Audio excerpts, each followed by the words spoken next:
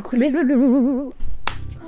On se retrouve encore pour parler des sujets borderline.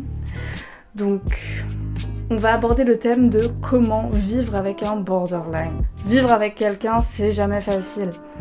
Il faut toujours apprendre à connaître la personne, supporter tous ses petits défauts au quotidien, mais avec un borderline, c'est un peu plus compliqué. Alors, est-ce qu'il vous est déjà arrivé de absolument vriller, péter un câble parce que vous viviez avec soit votre conjoint, soit votre membre de la famille qui a borderline?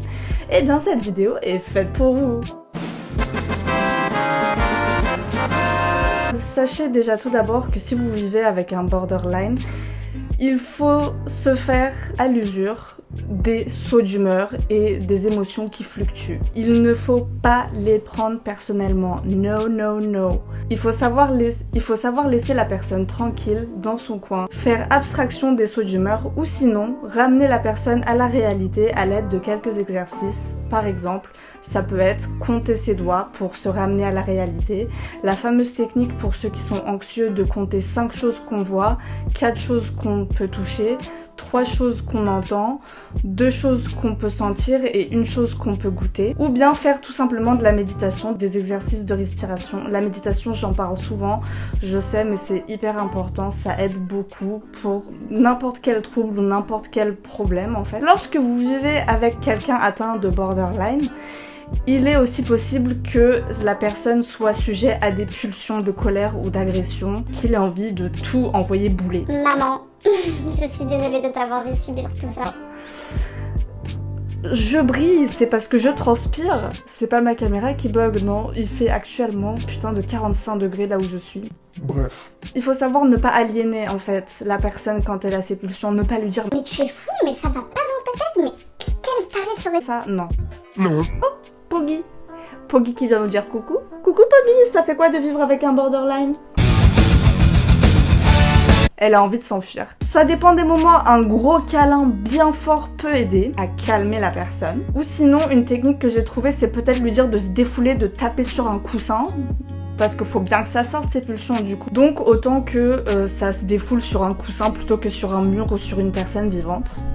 Ou sinon, ce qui aide beaucoup aussi, c'est de crier, de mettre sa tête dans le coussin et de hurler de toutes ses forces. C'est une technique que ma mère m'a appris quand j'étais petite. Et franchement, en général, quand je le fais, je chiale un bon coup. Il fait chaud. Et tu chiales un bon coup et en général, après, ça passe. Autre chose quand vous vivez avec quelqu'un atteint de borderline, c'est les doutes permanents et constants. Même si c'est votre amoureux, votre amoureuse, si c'est votre soeur, votre frère, vos parents, votre enfant, il va avoir des doutes. Il va se dire mais est-ce qu'il m'aime vraiment? Est-ce qu'il ou elle m'aime vraiment? Est-ce que je suis pas un fardeau pour lui? Mais constamment, à des moments totalement random. Du coup, il faut savoir réconforter la personne souvent, lui dire souvent des mots doux. Si c'est pas votre fort de communiquer, il faut apprendre à communiquer ouvertement, c'est très très important. S'il y a un souci, lui dire calmement, tendrement, comme à un enfant en fait. Et sinon, des petits câlins, des petits sourires, des petits je t'aime par-ci par-là, ça fait toujours plaisir. Oui, il faut pas hésiter à rappeler à la personne qu'on l'aime malgré tout, et cela au moins 1 fois par jour franchement. Pas tout borderline n'est addict, mais le borderline a tendance à avoir des tendances addictives. Du coup, c'est pour ça que vous-même, il faut que vous n'ayez pas d'addiction.